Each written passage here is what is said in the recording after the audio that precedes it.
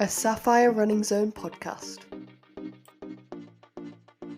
Hi everyone, this is Tim from the Sapphire Running Zone, and this is another in our runner podcast series on runner stories.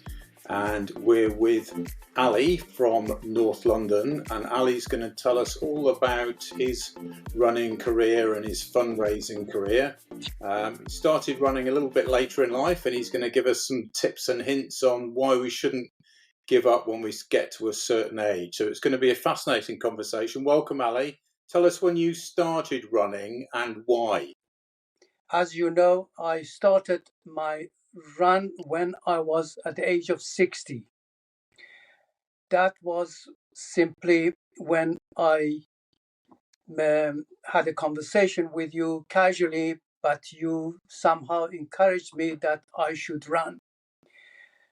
And it was only 4 months before the actual marathon, which I thought it's impossible anyway. That year was year 2006. At that time, I was severely suffering from asthma. And as you were aware, most probably I was to explain to you that I needed using lots of inhaler, even when I'm walking, had difficulty in breathing, etc. So that condition would not allow me to do it as fast walking, let alone running a marathon. However, you encouraged me, although I didn't take it very seriously, but a few days later, I received a letter from a lovely charity called National Autistic Society.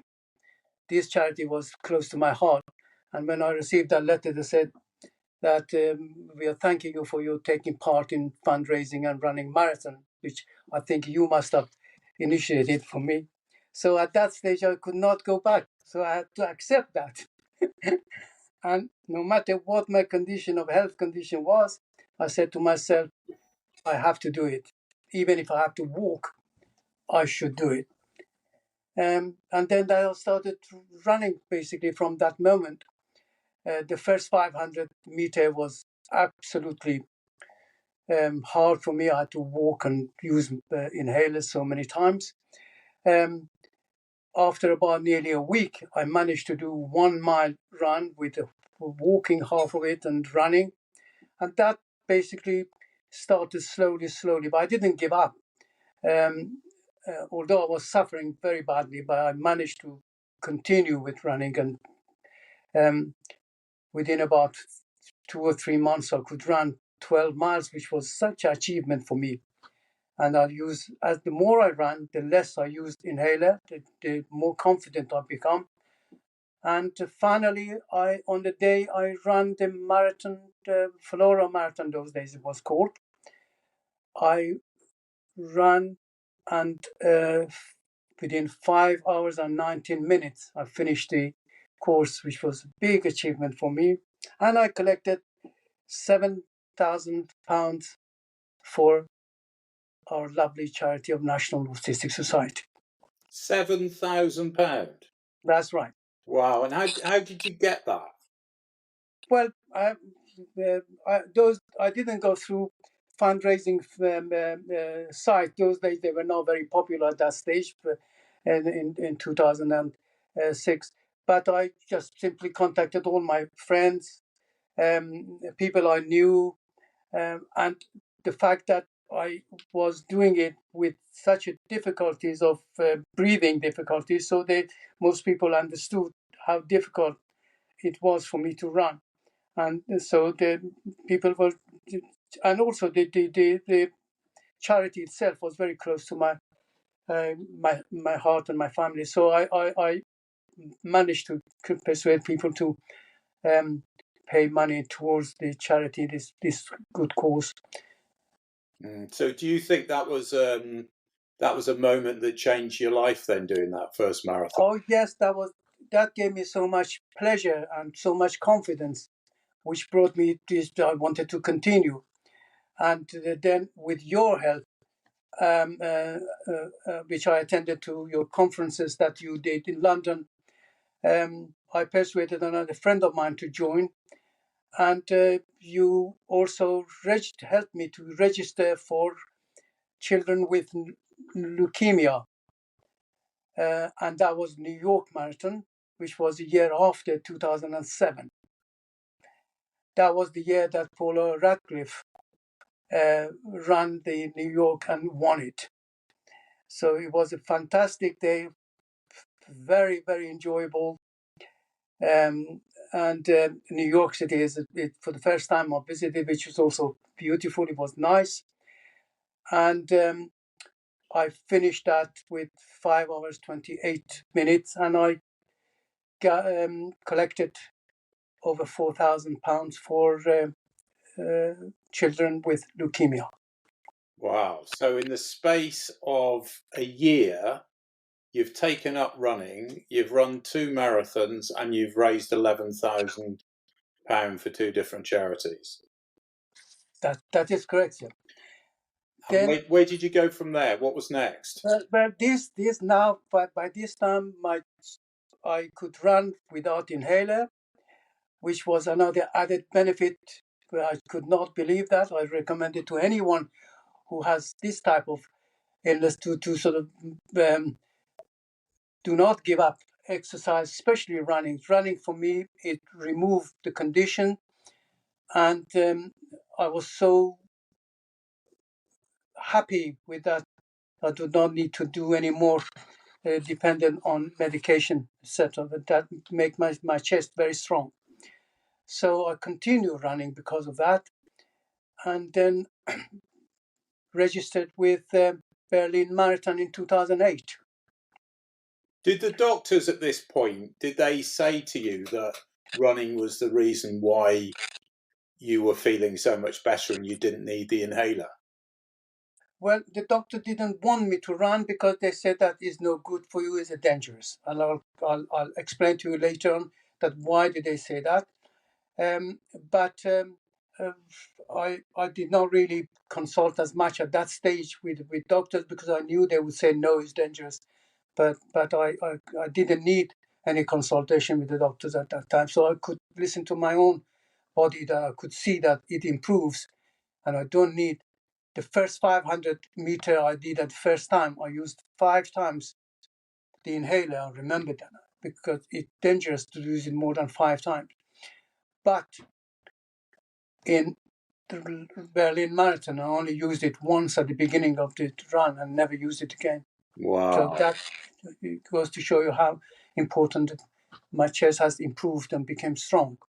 And what did you think of the Berlin experience? Berlin was a very flat course, very beautiful town to run, well organized, a very fast run, but I did not make it very fast because I finished 5 hours and 32 minutes.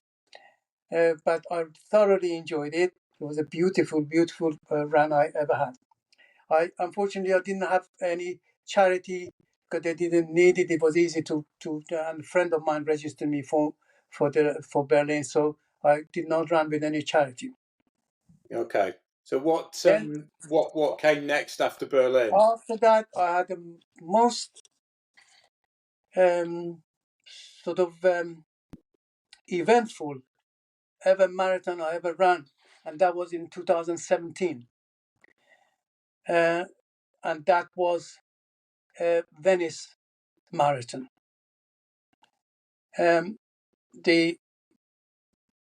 Apart from difficulties in obtaining medical certificate because they required from my doctor, because at that time I was age 71 and my GP would not give me a certificate needed for the running. He would say that simply at your age you should not run. Although I told him that I have been running 3 other marathons and a half a marathon in between, but he would not accept it. So I had to go to a private doctors, and I paid substantial amount to test me, and they put me on so many different tests for my knees and my heart. And the doctor told me at the end, after about 2-3 weeks of investigation, say no, I'll give you the certificate. You can run. And I was so happy that I managed to do it. And that was a few days only before the run. Gosh. So that's why I did not usually before go to doctor, because I knew they would not allow me to do it at that age. And with the asthma condition, it's nothing to do with age. With my pressure on my heart, they would say that it is dangerous. What was it like on the day? What was Venice like? Well, the Venice Marathon, I was, apart from difficulties in doctor certificate, I had also had problem with my cough, which I had to do a physio for about a month before I ran. And then 1 week before before we fly to Venice, I strained my muscle of my back, and I could not. I was doing something on the garden, and then I simply could not stand up. The pain was so bad that I had to go to casualty. The doctor gave me some painkiller, and I told him that, can I run marathon? And he thought I'm joking, so he started laughing. He said, yes, not one, we can run 10.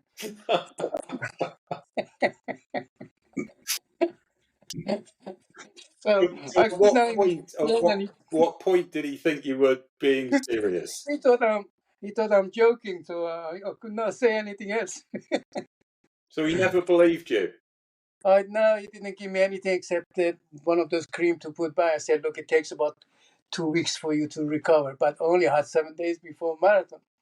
So when I came home, I was very depressed. I not wanted to go, but because my friends are already there and we already booked it, they said, okay, we'll go there. Even if I can't run, I will watch.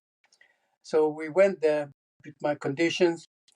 The night before marathon, we went out and were coming home. Because I could not walk straight, my head was down. And then as we were walking fast, and all of a sudden I hit the bus shelter, and my forehead bruised and blood was coming out. And this added to the further injuries. So you can see my condition for the next morning to go for a run. I did not want to go, but my friend told me, let's go. If you couldn't come, just simply come out at the next available place when you would be in the course. And that what on that basis, with that attitude, I went to that. When I was standing on line, starting line, I was sort of bending and could not stand straight. But the race started at 10 o'clock in the morning, and as soon as I started running, miraculously the pain disappeared.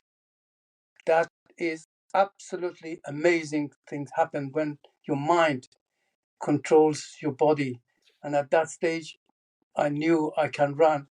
And I ran whole the course without any pain on back. That's unbelievable. I finished the course in 6 hours.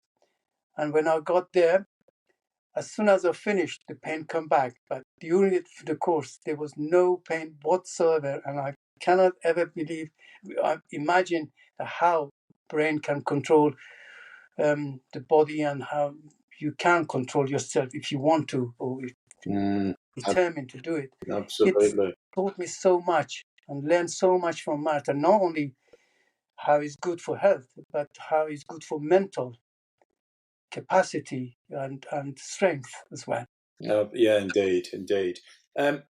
What other events did you do then? You've done your 4 marathons. You've done half marathons as well. During these periods, of course, in between, I ran a lot of half marathon in 2010, 2011, 2014.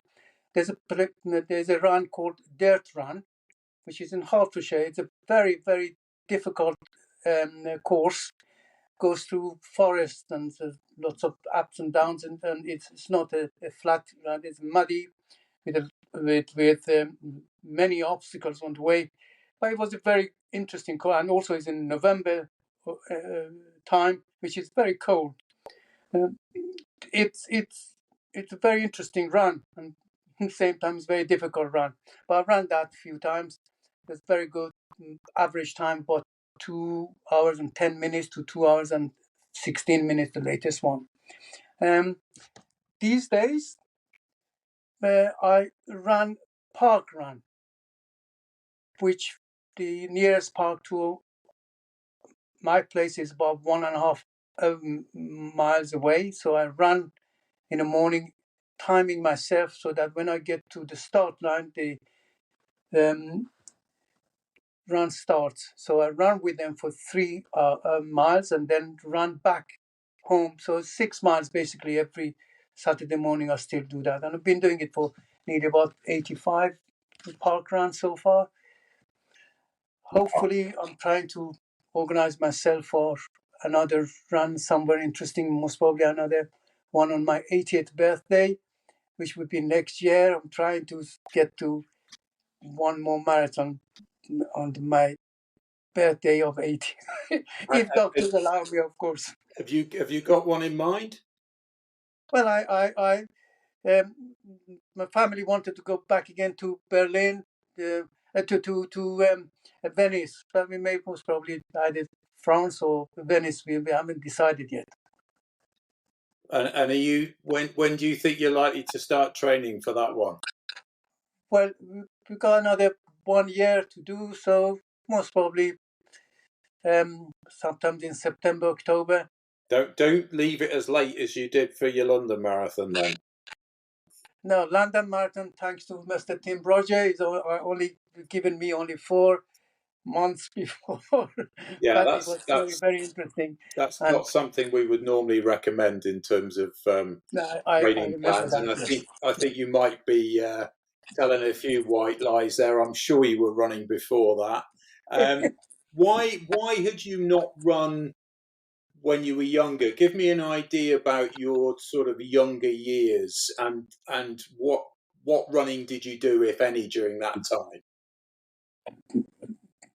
Most probably because of my breathing conditions, my chest condition. That it was the reason, because running, it would, after about 2 minutes run, anybody who suffer from asthma would understand that as soon as you do fast walking or you start running, your chest becomes tight and you can't breathe.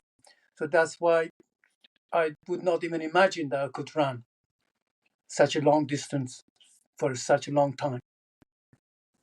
Okay, so all the medical information that you had basically was don't run because it's bad for you.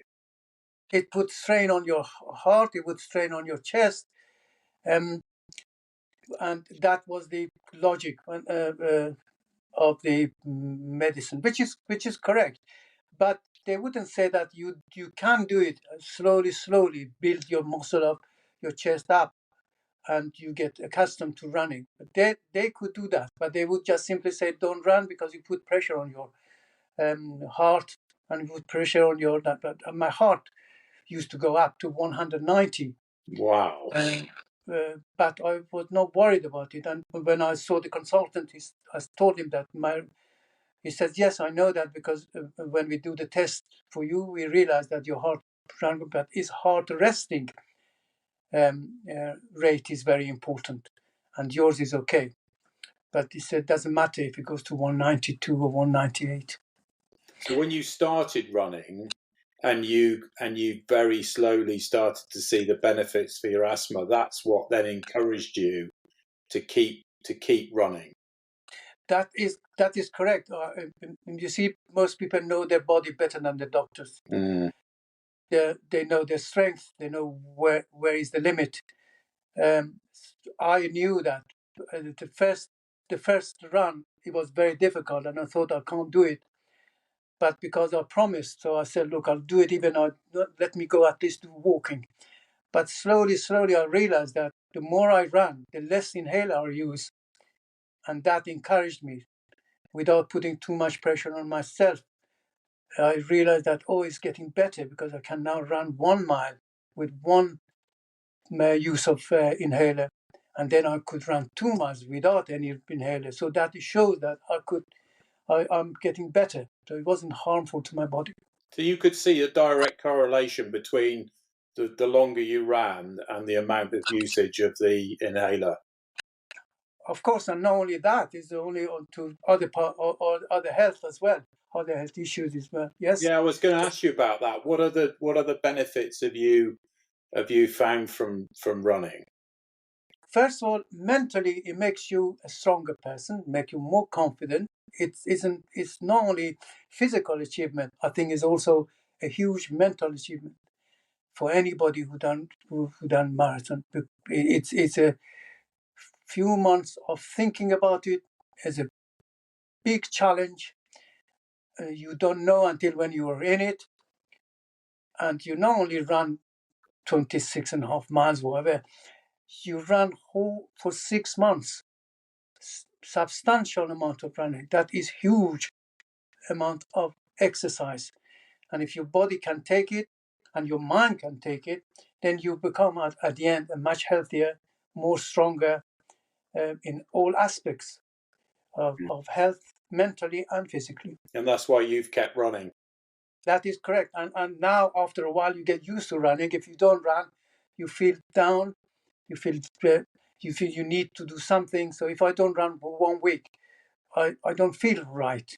I need to go do something to get this energy out or to create energy for myself. Either way, whichever way you look at it. What did it feel like on your at the end of the London Marathon when you'd had only 4 or 5 months of training? You could barely walk when you started your training. What did it feel like going over that finish line?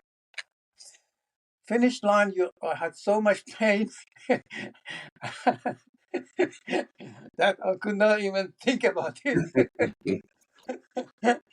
Most probably it took me more than 1 hour to get to the tube station to get home. So you can't even think at that stage. No, it's certainly an amazing time, isn't it? It's a very Yeah, emotional of course. time. Yeah, of course. It's just when you come out, you just know what you've done. You're so pleased with yourself. It's absolutely a fantastic boost to your mental and physical of your condition. It's very interesting sport. It's unlike any other sport. I think running marathon is completely unique. Yeah. Which race would you say you felt most elation at the finish? I presume Venice, probably, was it? Because you just didn't Well, think you were going to be able to do London it. was good because it was the first marathon, and I'd done it, and it was something absolutely unusual and special. And Venice, because I had so much problem and so much event took place before I go through it, and also the place itself is magical. Um, Venice was also a very beautiful place. London Marathon and Venice, both of them are very, very special. It's such a, I cannot imagine how I felt when I got to St. Mark's Square and the lady put the medal on my neck and I grabbed her. Both of us, so I was so tired that I managed to put her down with me on the floor. And the guards came and lifted both us up. Yeah, that's certainly something that would attract some attention, I would think. Where do you think your health would be now if you hadn't taken up running 20 odd years ago? Well, most probably I had to be. I would have most probably would have been overweight because I couldn't do any sport. I once a month I had to go for in a hospital to get special drugs. I don't think during COVID I would have survived. Really? Yeah, it was bad. It was really really bad. I had very bad asthma.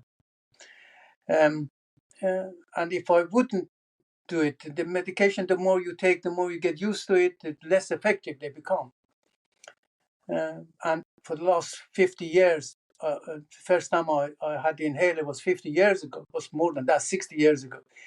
the same inhaler. Nothing has changed. The medication is exactly the same. Good. And I've been using this for the last 60 years. So I would most probably would be a very unhealthy person if I would have been still alive. Wow, gosh, that's a sobering thought, isn't it? So you're almost crediting running with keeping you with us during COVID. Correct. Wow, that is really sobering. So what's going to dictate your decision then on which marathon you do for your 80th? Is that going to be a family decision, or are you ultimately going to have the sway? Yes, first I have to convince myself. And once I convince myself, yes, let's do it, then we have to find somewhere that we can go. The family enjoying it, and I also running it. And also, I'd like to speak with someone, so I'm talking to a couple of people to see whether they would come with us or not. But most of them, they only want half a marathon. They don't want to full marathon. Because the friend I know, my age, most of them they either can't run or can't walk. So it's very difficult to persuade them less at the age of 70 or 80 when they are to come run with me. But I've got a couple of people in mind which they said yes, they are going to considering it. It would be nice if a group of people going or few people going together. Yeah, there's not a lot of 80-year-olds that are deciding on their next marathon, is there? Not really. I haven't come across anyone yet. No, so if there's anyone out there who listens to this podcast and is 80 and thinking about doing the next marathon, get in touch, and you might have a running partner here with Ali. Ali, thank you so much for joining us. That's very, very interesting and very inspirational. I think the health benefits we all know, but a lot of the medical profession don't seem to embrace it at all. But that's a really interesting story, and we look forward to having another conversation with you when you've decided where you're going for your 80th. Thank you very much, Tim. Thanks for listening to this Sapphire Running Zone podcast. Keep checking back as we have lots more podcasts coming soon.